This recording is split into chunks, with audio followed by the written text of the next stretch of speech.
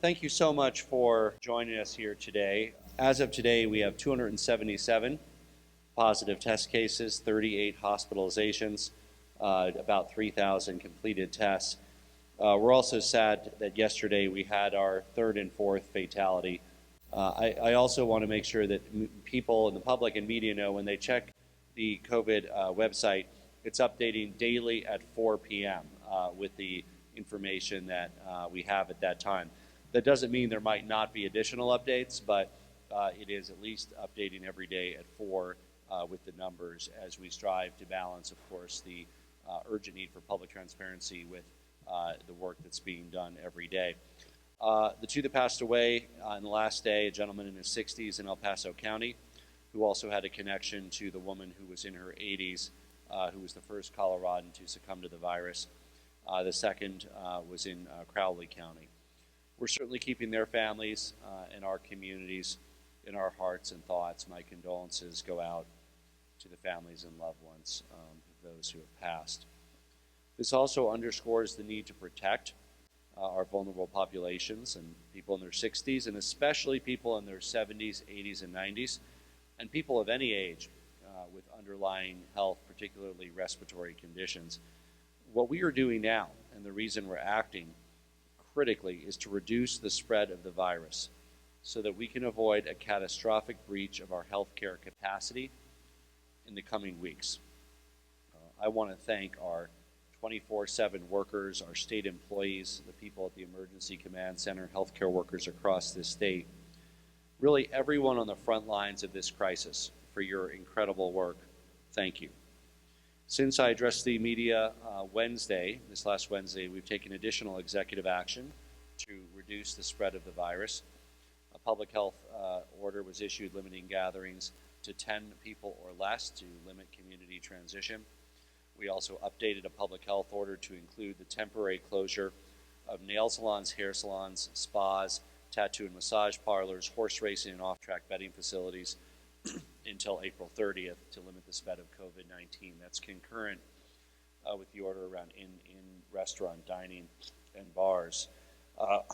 As we go through this process, we want to make sure that our small businesses can support themselves and that these are the minimum restraints necessary from a public health perspective that allow businesses to support themselves. And so I'm proud that we're taking additional steps today to allow restaurants that are maintaining delivery and takeout to also make alcohol sales alongside food sales. This will help them continue to stay afloat during these trying times. We are temporarily suspending the license requirement. If they're licensed to sell beer, alcohol in their restaurant, they will now be able to do so for takeout or delivery during this difficult time to help support the jobs of those in food services. We are also, in the last day, temporarily suspended elective, non-essential procedures. That's both for humans and veterinary through April 14th, and that is really a short-term need for medical equipment, including personal protective equipment and ventilators. The supply chains are very crunched in the short term with regard to the personal protection equipment that will be needed. Now, this nation has great industrial capacity, as does the state. I've seen a lot of creativity both here and across the country and across the world. Soon, this PPE, personal protection equipment deficit, will be met. That is a matter of weeks. People will be able to resume their elective procedures. I want to be clear, these are things that people need but are not life-threatening. It could be, one thing's plastic surgery, LASIK, knee replacement. We are respecting the doctor-patient relationship if something is needed to prevent further deterioration of health or in any way puts the patient's life at risk. Of course it will be done. But this is about a 2-week delay in other procedures simply because of the need for that protective equipment to be used to urgently save lives. By the way, many of the providers have already done this, to be clear. This is just the few that haven't that would be affected. Finally, we are extending enrollment for workers who've lost their jobs and lost their health care coverage to sign up for health care coverage that can be subsidized on the state exchange, Connect for Colorado, through April 3rd. You can visit Connect for Health Colorado website or dial 855-752-6749 to enroll. Earlier this week, we launched our viral hashtag #DoYourPartCO campaign, and we encourage everybody to share your practices around social distancing to help increase support from the public that around these actions that individuals are taking. We announced the COVID-19 Relief Fund, and we set up our volunteer effort, helpcoloradonow.org.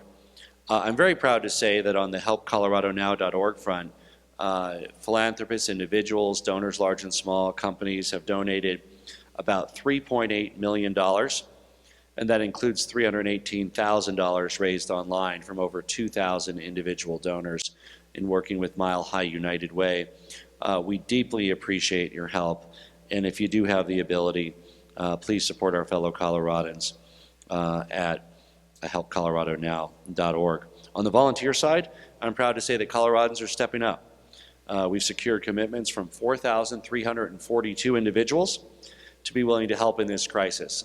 In that sign-up process to volunteer at helpcoloradonow.org, people specify what their skills are. Obviously, there's a premium on people with skills in the medical fields, but there will be a need, and there's likely to be a need for your help in many different areas, right? It could be for emergency child care, for those who work in the emergency sectors. It could be around logistics. It could be around construction. So if you're, again, willing to help, please consider signing up to volunteer at helpcoloradonow.org. As wonderful as this is, fundraising and volunteer work, of course, does not replace individual actions people take, nor does it replace government action in combating both the public health and the economic consequences of this pandemic. And today I'm going to focus on these economic consequences. Locally, in our communities, local businesses, the state, United States of America, and of course the world have all been affected because of this outbreak. And again, like so many things, and like the public health side, it will get worse before it gets better. We know that the past 2 weeks have been tough. There's Coloradans who've lost their jobs as bussers, as wait staff, in kitchens, in other areas. And this week has been particularly tough on the small business owners as well, who wonder whether they're able to make their rent. And that applies to our small business owners, whether they've had to close their doors for public health orders or they've just seen their customers dry up. There's a lot of pain and difficulty on both sides. So I want to talk about us providing the maximum flexibility, waivers from unnecessary regulations, help that we can do to help make sure that our business recovery is robust and that we can make it through these tough times. Yesterday, I was proud to announce that we, as a state, qualified for the Federal Small Business Administration's Economic Injury Disaster Loan Program. I want to thank our federal delegation for supporting that work. It means that small businesses, as well as private nonprofit organizations and agricultural co-ops in all 64 counties, can seek individual low-interest small business loans of up to $2 million. And given the current low interest rates, which have gotten even lower in the last weeks, this is really a great opportunity to help our small businesses stay afloat and weather the storm. All the information for that is at choosecolorado.com. And we know that those are important steps. The steps that we'll be talking about in a moment that the state is taking are also important. But frankly, we need as much stabilization and help from the federal government as possible. And I'm formally encouraging our federal delegation to think big and to pass legislation that stabilizes the economy and prepares it for further economic growth. That includes things like increasing the federal medical assistant percentages, the funding match to provide state Medicaid agencies to 12%. It includes ideas like delivering cash payments of at least $2,000 per American, with additional relief measures for people that work in industries that have been disproportionately affected in hospitality and food services and travel and tourism. It means an increase in child care funding, an increase in SNAP benefits, and suspension of an executive order that would take SNAP benefits away during this crisis. It also means tax relief. It means cash payments and loan assistance for Colorado small businesses. It means minimizing the delays in the U.S. Department of Labor's processing of uninsurement claims, and of course, relief from debt collection where possible. I hope our federal delegation and the administration think big and take the steps needed now to help stabilize jobs and the economy so Colorado families and families across our country are able to put food on the table. Now, in the meantime, there's plenty that we can do at the state level to help act now to provide Colorado families relief. We're working on an executive order that allows our unemployment insurance division to expedite payment of claims. We're seeing unprecedented demand, of course, on the unemployment claims filing system. We encourage COVID-impacted workers to look at that website, the Colorado UI website, in the morning or late at night if you're having trouble getting on during the peak hours. A record number of people have successfully registered, and we are working rapidly on increasing the number of simultaneous transactions that can occur. But if you're having trouble, early morning, late at night. Now, we also recognize that there's many employers and industries that are seeking workers, and these jobs are essential in the weeks and months ahead. Safeway, King Soopers, Amazon, many others are hiring right now, and that's important for you if you need a job. It's also important for our food supply and logistical supply systems that those jobs are filled. And for a lot of folks, you know, it's about more than a paycheck. It's really about your identity and part of what gives you purpose in life and rising to the occasion of helping to meet the needs of the moment. In this time of crisis, we truly have a common purpose: saving lives and lessening the impact of the virus and the spread of the virus. And we know that there's needed workers in those fields: healthcare, food services, logistics. And please connect with your former employer if you are a healthcare qualified worker, paramedic, nurse practitioner, doctor, because we will need you. And employers in the supply chain, City Market, King Soopers, Safeway, Walmart, Target, many others, as well as shipping, Amazon, U.S. Postal Service, UPS, again, all hiring. So if you're looking for work, you can check out some of those employers directly. Also register at connectingcolorado.com. That's the state portal for the labor exchange. We encourage employers to participate and post job openings there as well and update what might be available. We're exploring ways to offer more opportunities virtually for those who need to work in isolation right now, and we look forward to expanding those opportunities and removing any bureaucratic barriers to that as well. But we can't just rely on providing relief on the income side. We also need to address families' financial obligations. I was thrilled that the federal government is suspending all foreclosures and evictions for 60 days for homeowners that have mortgages that are insured by the Federal Housing Administration. Furthermore, this allows those impacted by coronavirus to suspend mortgage payments due to hardship for up to 12 months. Now, we can't ask people to stay at home to stop the spread of coronavirus if we are not giving them the tools they need to be able to keep their home, whether they're renting or whether they have mortgage payments. If people are going to stay in their homes, they need to be able to have a home.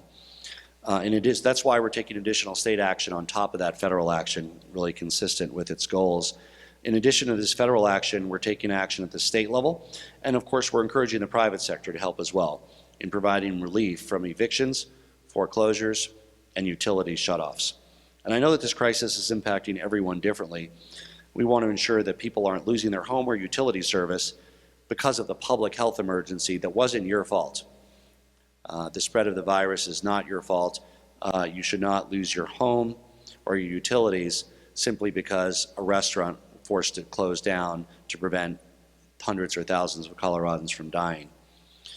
Shortly, we'll release an executive order that takes a number of steps. We're working with state-chartered financial institutions to combat the threat of residential and commercial foreclosures and displacements. We're also encouraging banks, credit unions, and other financial institutions that are holding residential or commercial mortgages to follow the lead of FHFA and halt foreclosures and related evictions. Align your policies.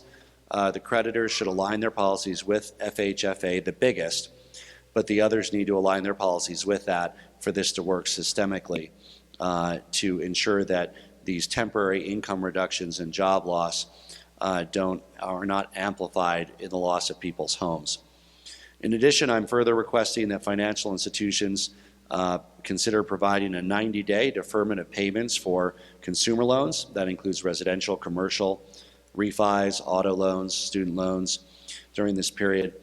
And we also request that property owners and landlords refrain from removing tenants or mobile home owners without cause or need to protect the public safety or minor violations unless public safety requires it.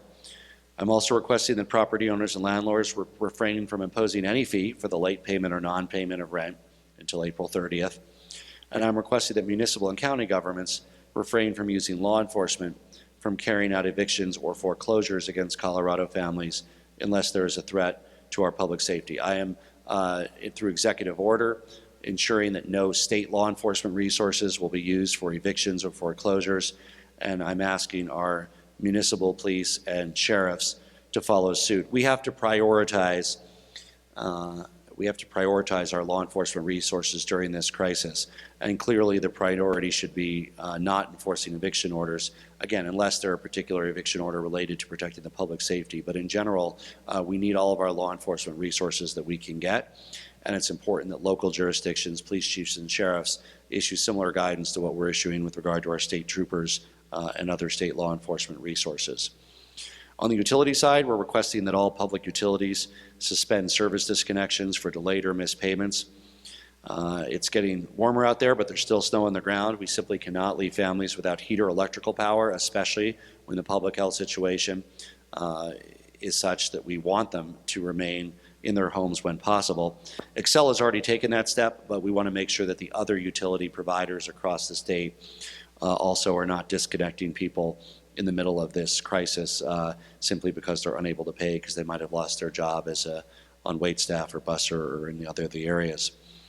It's also important that we help people with regard to tax relief. In addition to mortgage, rent, and utility protections, I'm pleased to announce that today I'm extending the income tax payment deadline for Colorado taxpayers for 90 days until July 15, 2020, without penalty, without interest.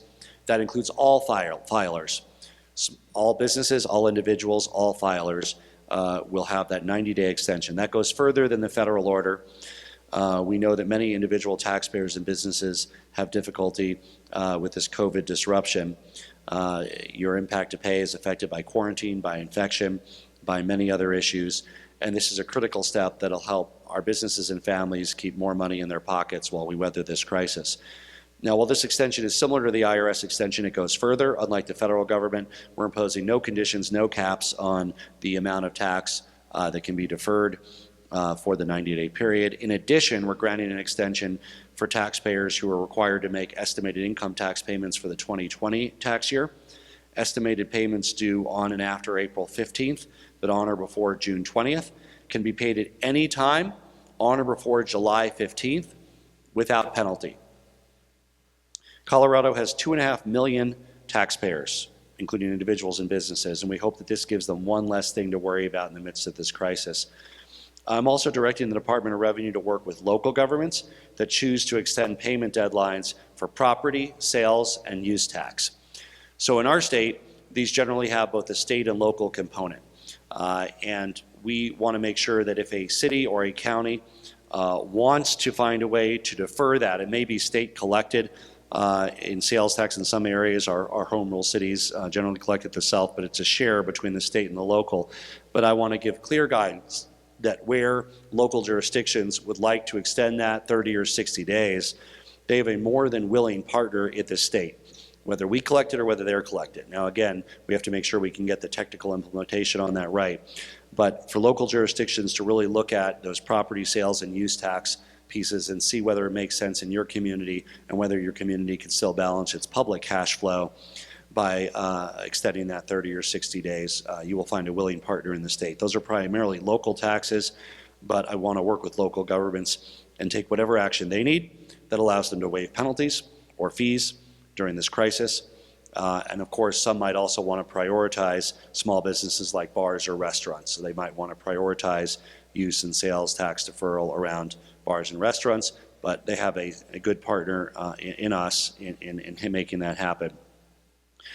Right now, of course, our emergency operations center, our command structure, is focused on the immediate public health need. That means making sure we have enough tests, enough equipment, enough healthcare workers, enough hospital beds, that we slow the spread to give us more time to build. But we know now, and we will know even more in the future, the economic damage and the after effects of this crisis locally, statewide, countrywide, and globally.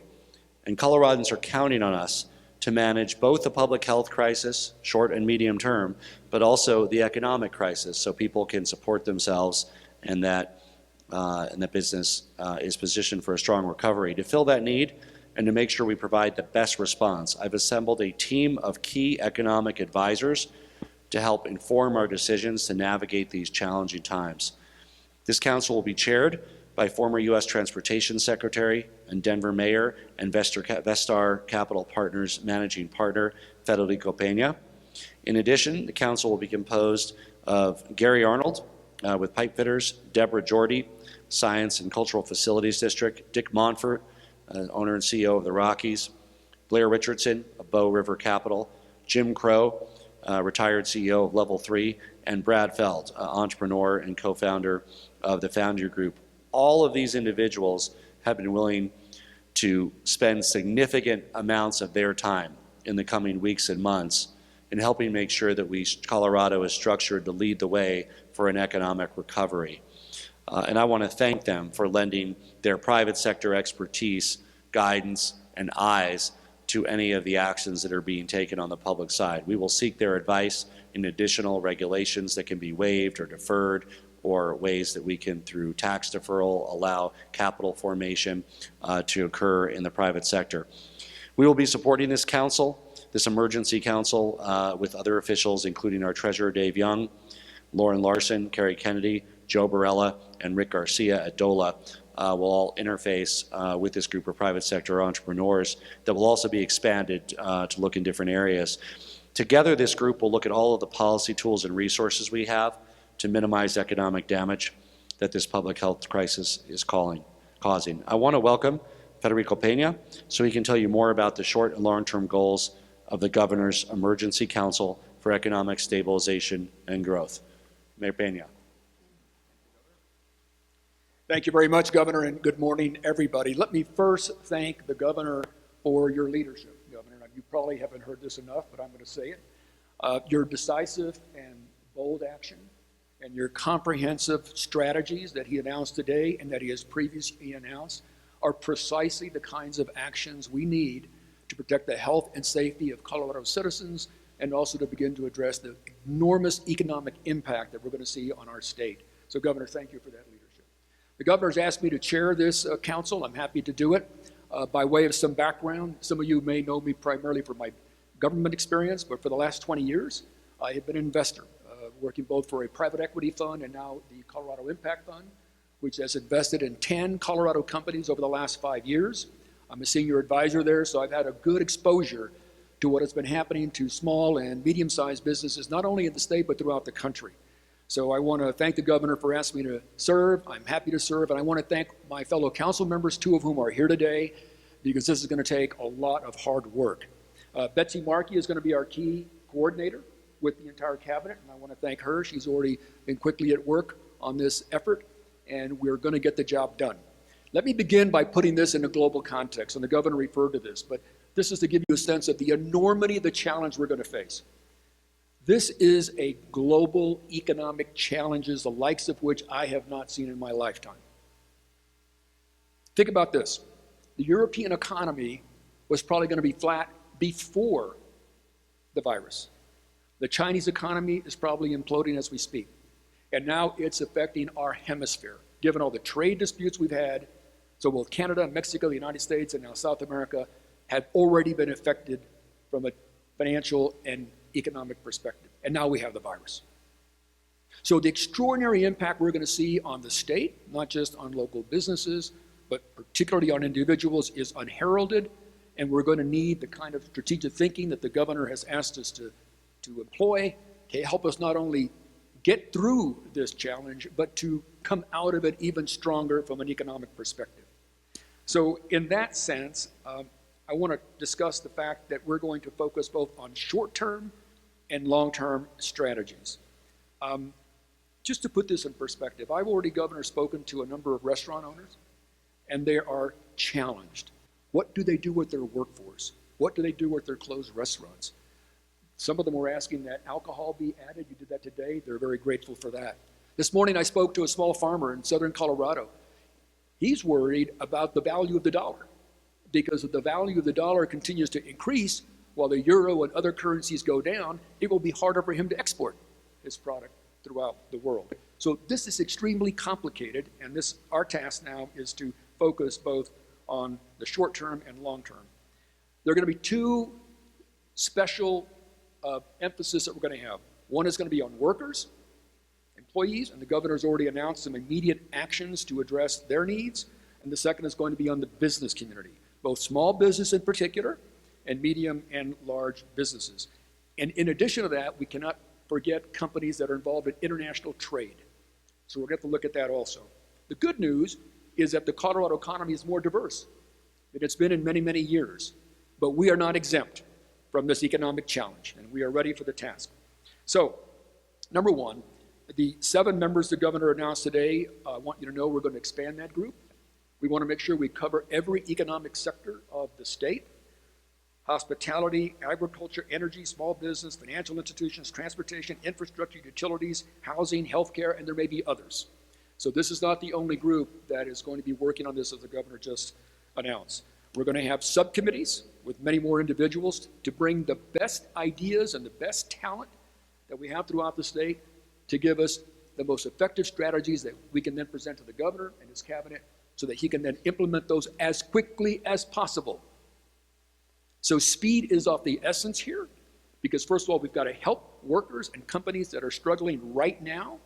And secondly, we want to demonstrate confidence to the broader economic players in the state that we are moving in the right direction.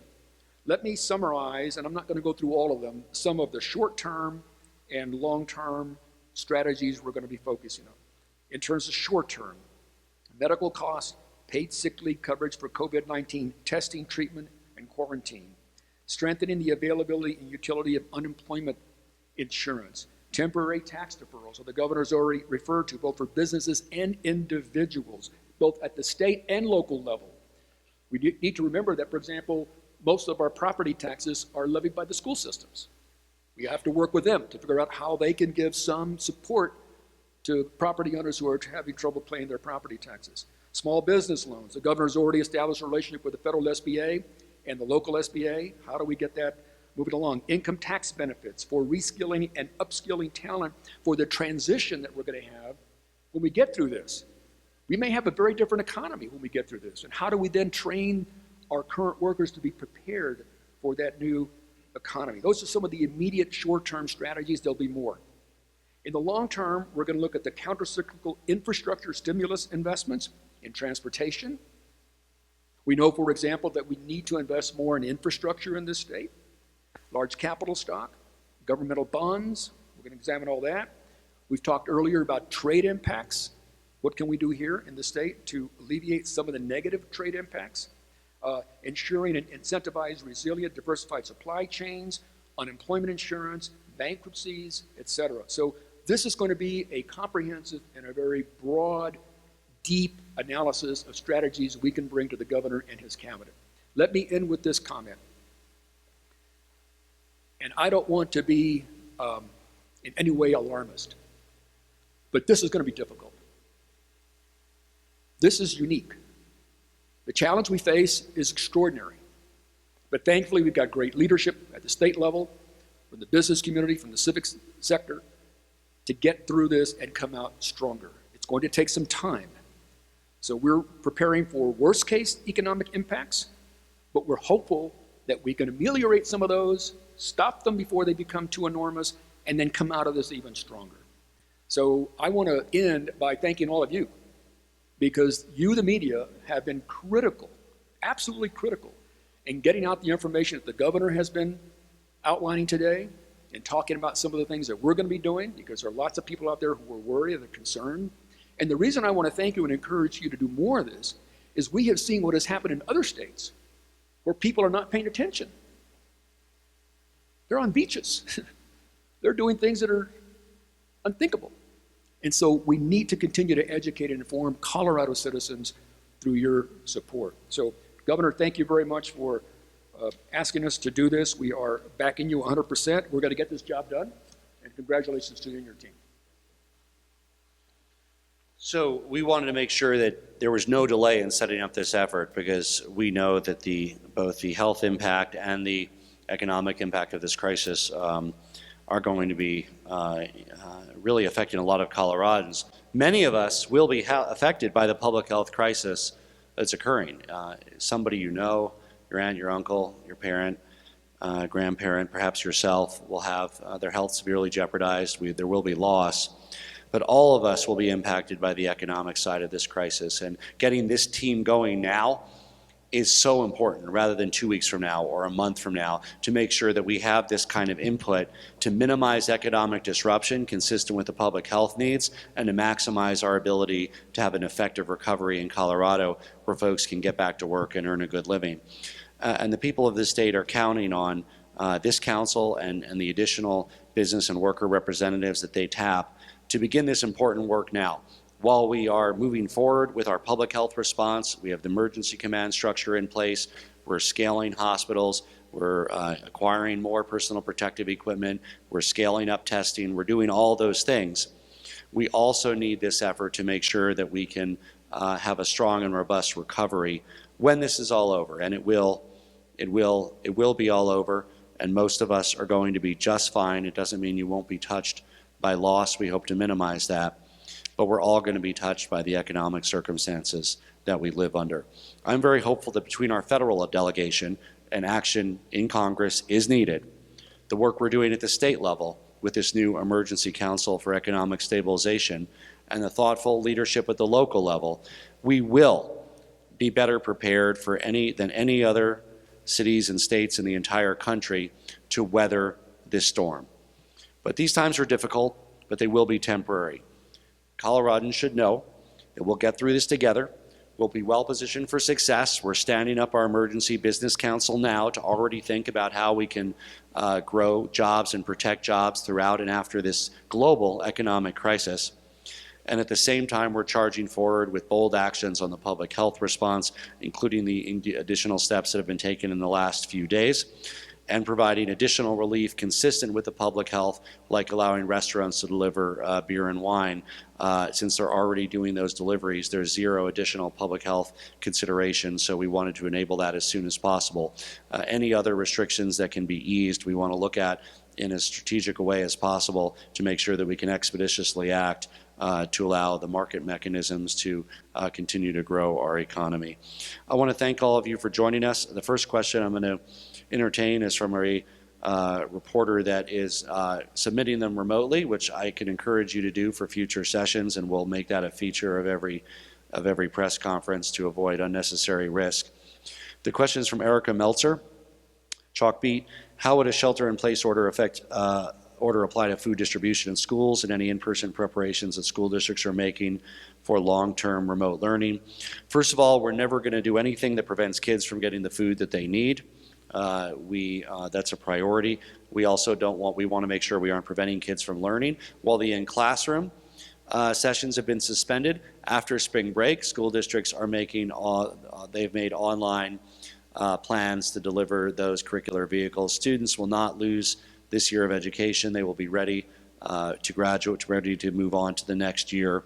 And of course, we're looking into all those contingencies. One of the reasons that it's so important for all of us to stay in where possible, to avoid large crowds, is to avoid having to take additional steps that could be even more detrimental to the economy. So the better that people can contain the spread of this virus in Colorado, the less likely it is that additional steps would have to be taken that save lives, but have that very difficult economic trade-off. Next question. Can you talk about what the governments of California and New York have done today? Are you close to maybe thinking about doing something like that here in Colorado? And if not, why? We're monitoring what all 50 governors are doing. Just as importantly, we have monitored and looked at what other countries have done, both successful Korea, Taiwan, unsuccessful, Italy. We're really modeling what Colorado does on the best practices that work. We brought in additional outside help to help scale up our testing, provide for what a new normal might look like to allow the maximum amount of economic activity, while of course addressing the short-term issues around the surge of patients that's expected in the week or two ahead, and taking immediate action to prevent the further extension of the virus. So we are in real time looking at all of the different actions that different countries and states have taken to help determine what makes the best sense here in Colorado. Yes. That threshold for you on shelter in place. Obviously, you saw what happened in California and New York. Where is your personal preference? Well, the actions that we've taken in the last 24 hours have built upon the public health order that required the shutdown of in-restaurant dining and bars. We have also made sure that this applies to salons, hair and nail, massage and tattoo parlors, and spas. And those are areas that people congregate. Again, what spreads this virus is not economic activity per se, it's large congregations of people. So we're looking at trying to target where those vectors can be, where people are congregating and spreading the virus, and finding effective ways that we can delay those mass gatherings or allow for virtual gatherings. In our office and with state workers, we're encouraging telecommuting. We're trying to find ways that more can do their job remotely. I think we're over 30% of the state workforce is working remotely. We want to ramp that up and we want to increase that. No matter where you work, private sector, public sector, if you have cold-like symptoms, flu-like symptoms, please stay home and isolate yourself. That's the single biggest message that I can give you right now. Don't worry if you need medical treatment, call medical professionals. For most people, you will not need medical intervention, but please don't put other lives at risk, and don't see others until the symptoms have subsided for at least 5 days. What have you done in the last 48 hours to get more tests here to Colorado? Have you reached out to any private businesses? And also, as a follow-up to what you said 48 hours ago, we didn't have a count in our state on the number of ventilators. What have you done to potentially get more? So on the second one, the action around a temporary cessation of elective procedures is designed to allow personal protective equipment and ventilators, which can also be converted from anesthesia units, to flow up to meet the surge needs. So that work is occurring now.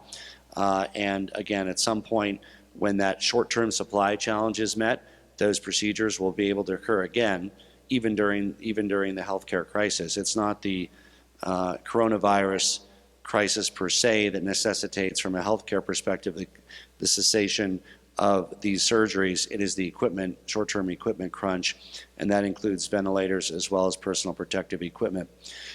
We are rapidly working to scale up testing. There are several technological ways to do that. We are setting up our overall structure for that team. Every day seems like a lifetime. I think in general we're going to try to do these public availabilities Monday, Wednesday, Friday. That could change, but Monday seems like it's, it'll be an entire, year between now and Monday. But what I'd like to do, hopefully Monday or soon, is walk you through the overall command structure and how we're thinking about scaling the testing, how we're thinking about the new normal, how we're thinking about how the economic piece fits in. We'll walk you through how all that fits together in the decision-making structure and the command structure. Hopefully Monday, if not, Tuesday or Wednesday. Decide, yes. The unemployment website prepared for this surge that you could have probably predicted was coming. How fast will it be fixed? Well, first of all, everybody who wants to register for UI will be able to. We have processed an enormous number of applications. If the traffic to the website short term locks you out, please try it at 10 or 11 at night. Try it at 5, 6, 7 in the morning. I would add that, again, people are absolutely getting through and registering now at 2 p.m. and 4 p.m., but others are not because of that peak capacity. You will not lose out on benefits. You will not lose out on eligibility. We are working in real time to scale the number of transactions that can be handled simultaneously on the unemployment website. I'll go to you next. Go ahead. Have you made any requests towards the national stockpile of equipment, and do you have any numbers specifically, and also how is the state stockpile doing? Do you have any information on where that equipment's been given to, what hospitals, and Are we in good shape? On the personal protective equipment front, which I think is what you're asking about, I talked to the Secretary of Defense today. We've had conversations with Homeland Security and Human Services. About a quarter of that national stockpile has been delivered to Colorado. It is a smaller number than we'd like. It is being deployed. We've also tapped into the state stockpile for the surge in Eagle County, which is a week to two ahead of what's hitting the metro area. But if you look at the percentage and the people and the overflow in Eagle County, that's a good indicator of where proportionally the Denver metro area will likely be in a week to 10 days. So we have tapped the state stockpile. We have received about a quarter of what has been promised federally. We want and are seeking and are continuing to talk to the administration about the prompt delivery in the next few days of that other 75%. Who is in? Yes. Will you be offering any funds or additional support for businesses and individuals who are stepping up to create PPE? Well, again, we want to have a thriving business sector. That's why we're delaying the income tax payments. We're happy to work with local jurisdictions to delay property use, sales tax. All of those things are occurring. There have been many Colorado businesses. In Lyons, a distillery is now making hand sanitizer. The first potential masks have been produced here in Colorado with a capacity of about 2,000 or 3,000 per month. We have also, as you know, the construction rated N95 masks have now been rated for medical, so we've worked with Home Depot and others, construction companies, to get that supply in for this surge in the short term. And over time, the industrial capacity will more than meet this demand, to be clear. That doesn't just mean in Colorado, it means nationally, internationally. We need obviously reliable supply chains, but the industrial capacity of Colorado, the industrial capacity of America is unmatched. It's just a lag factor. That's one of the reasons that these really strong social distancing measures are being taken now. It's to delay the spread of this pandemic to a point where our industrial capacity can catch up and we're not limited with regard to masks and ventilators and space in the way that we would be if this all hit without these social distancing measures. Mary Ann? Yeah, small oil and gas operators, which are small businesses, are asking for you to suspend the COGCC's rulemaking process for right now. Are you considering that? Well, I'm surprised. They've, in the past, wanted that to proceed as fast as possible. Like a lot of state functions, I wouldn't be surprised if that is slowed down simply because of the impact of the virus on the state workforce. We are prioritizing the response to the virus across different agencies. Now, COGCC doesn't have a direct nexus that I'm aware of in virus response, but of course, there's particularly concern in the energy sector about the collapse of world energy markets. There is a confluence of two events that are occurring. Coronavirus is one. Lord knows that would be enough. But there's also OPEC politics and increased supply coming online while demand is dropping. So we, again, want to do what we can. All of those small businesses have the deferral on their income taxes. If they want to work with their local jurisdictions, we can work with them on the deferral of other taxes as well. Governor, will you be issuing any explicit guidance to jails, prisons, courts, or perhaps an order? And then also, can you be clear about evictions and foreclosures? Are you issuing the order, or is that simply guidance? Well, under the law enforcement resources under my control, we're establishing a clear enforcement priority that they are not to do evictions over this time period unless public safety is involved. We are encouraging the sheriffs and police departments to align themselves with that state guidance as soon as possible. We need those law enforcement resources. It's not going to be the highest and best use of their time to protect the public safety to enforce any eviction orders in the next month or two. What was your first question? Yeah, so we are taking additional steps. I'm sure we can, when you look at all the things that we do, each area is part of this emergency response. So I think on a specific question like that, if you're doing a piece, again, Dean Williams, our Director of Corrections, has been engaged with this. I'm sure we can get you a list of the steps that are already being taken in our prisons, counties, county jails, we also have facilities run directly by the state on the youth detention side, long-term care facilities. Our immediate prioritization is around those who are most vulnerable, our long-term care facilities and others. We'll be happy to update you on some of the specific steps that we've taken in that area. One more from this side. Why not make this guidance towards landlords and utilities in order? So Well, again, Excel has already done this on the utility side. We are looking to do this and make sure that all of our utility providers do this in the state. With regard to landlorders, there is different control of state law, of law enforcement resources in this state. I'm very optimistic that police chiefs and sheriffs will align with this. We're making it clear, leading by example, that we are prioritizing our state law enforcement resources during this crisis.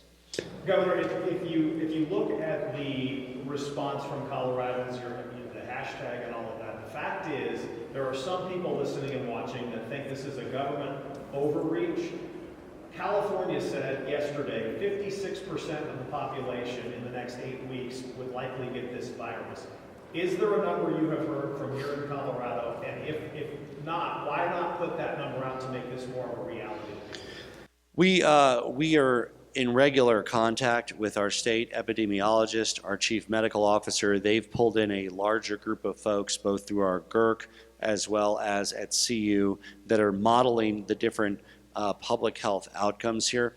To be clear, and I don't know what particular model Gavin Newsom saw, I can say that we are working on, there are several models that I've seen. We're working on a state model. Of course, when we have information that we can be transparent about, we will, but I don't want to put too much emphasis on any one model. What I want to do is, generally you get a better result when you average a bunch of models or you take a midpoint of the different models, and that would be my general approach to this. But at the same time, you absolutely need to be cognizant of those worst case scenarios, because those are not impossible scenarios. They may be outliers, and we're going to look at the midpoint of where those models are, but we need contingency planning around all of those different. Let's, we're going to align our resources to prepare for the middle scenario. We want to make sure where we have what we need to in place for the worst case scenario, and we're going to hope and pray for the best case scenario. A remote question from Ed C. Lover was a question about banks, utilities, and landlords when it comes to not evicting or penalizing folks. I think he had a specific question around the language in there, what is being requested of whom. We will have that EO out ASAP, as we've been doing. We're generally announcing them, and then they'll be released the same day. So that EO will be finalized. I will sign it. It will get out today. You'll see all the details that'll be included. Yes. Governor, we're hearing some reports from our viewers about possible false negative results of testing, and also test results taking some up to 5 days to get back to folks. Is this accurate? And if so, what are you doing about it? So the testing landscape, and I'll sort of talk about this and explain this in detail, then we'll take one more question. There's testing that's done for 4 purposes. We have clinical testing. That's for something who's exhibiting symptoms and needs medical attention. They will be tested because they need to be known whether they can be put in isolation or with others. That's clinical testing. Secondly, we have testing for purposes of epidemiological data. That's, for instance, testing folks in San Juan County, testing folks in Summit County. We have stood up and are moving around the mobile testing lab to really be able to act on better information. There's testing for screening. That's a third purpose. That means testing for people that might be interfacing with senior facilities and serving some of our more vulnerable Coloradans to have in place a system where they can be screened to make sure that they're negative for the virus. And fourth, there's mass testing. We have a unit in place that will work on scaling that up as quickly as possible. So all 4 of those. Now, getting to the methodologies, for tests that are being sent out of state for LabCorp and Quest, yes, that time period that you indicated is roughly correct. That's 4 or 5 days for tests that are being processed in out-of-state labs. We also have a state lab that we are looking at scaling the capabilities of, and we all already increased the capabilities of. More importantly, there's more private sector capacity in the state, and that means folks like UC Health, Children's, Kaiser, others are looking at scaling that up. There are also pilot programs. There's a project that's in San Juan County now that's testing, so there's different ways to test, and I would also point out, I think this, and I don't know any specifics about what you called a false negative, but the thing is just because you have a negative at one point in time doesn't mean you have a negative in 4 days or a week. So if you're exhibiting flu-like symptoms, you would likely test positive at that point. But as you're looking at people that are asymptomatic and we get to kind of this screening or mass testing, it doesn't mean that you might not test positive right away. So there's that lag factor. So for anybody who's ill, you generally stay home from work. That becomes an imperative rather than a request at this point. If you have cold-like symptoms, and also don't panic. You have cold-like symptoms. It may be a cold, it may be the flu, it may be coronavirus, it may be something else. Stay at home. If you need medical attention, if you're having severe difficulty breathing, if you are having trouble or your partners are recognizing that you're having symptoms that require medical treatment, that's when you call a medical provider. And they let them know that, again, you're worried that it might be coronavirus. The symptoms are generally respiratory, but they can be more general than that as well. So you don't need, most 85% of people who get this will not require medical attention. The issue is the people that do, and the capabilities of our healthcare system, beds, equipment, ventilators, personal protection equipment, to be able to provide and meet that surge. Last question. Yes or no? Is there a chance you could issue a shelter-in-place or lockdown this weekend? Can you give me a yes or no answer? Well, we just took these additional steps around making sure that for this weekend, people are not congregating at hair and nail salons, and of course bars and restaurants. I'm discouraging people from congregating in any groups larger than 10 anywhere in the state. That means that across the state, responsible Coloradans are canceling birthday parties and celebrations or moving them to online formats. For what? That's how I view things, Joe, is where else are people congregating and how do we stop it? So we were, after our initial order around bars and restaurants, we got a lot of questions and wait. Some hair and nail salons had closed on their own, but others were saying, wait a minute here, there's 30 people and 20 of them are over 60 and they're here and they're doing this, and that became a great concern. As people of Colorado, as the press, as others bring these kinds of issues to our attention, we will consider taking actions that can delay the spread by ensuring that people aren't violating, if not the letter, but the spirit of the public health order preventing gatherings of 10 or up. At the same time, we want to ease restrictions on our economy where possible that allows for the market to operate without endangering the public health. And that's the example of the beer and wine delivery as well. And as we want to make sure that people can engage in economic activity, that's very important. And we also want to make sure that we are slowing the spread of the virus here in Colorado so that we can meet the medical surge that we know is looming. Thank you all so much, and particularly thanks to those who've stepped up to serve in our Emergency Economic Council. It is so important, Federico, the rest of you who are here, that this is not an afterthought. And I fear that in some states and some areas, they're all going to do something, but it may be they're so busy dealing with this healthcare surge, they're not even thinking about the economy for a month. And losing a month on that means untold suffering in terms of losing jobs and losing businesses. So it's really important that we stand this up now, because while the public health crisis will touch many of us, many of you will experience illness and loss, the economic crisis will touch all of us, and we want to get to the extent possible ahead of that to make sure the thoughtful actions that we're taking allow job creation in Colorado to recover and thrive. Thank you.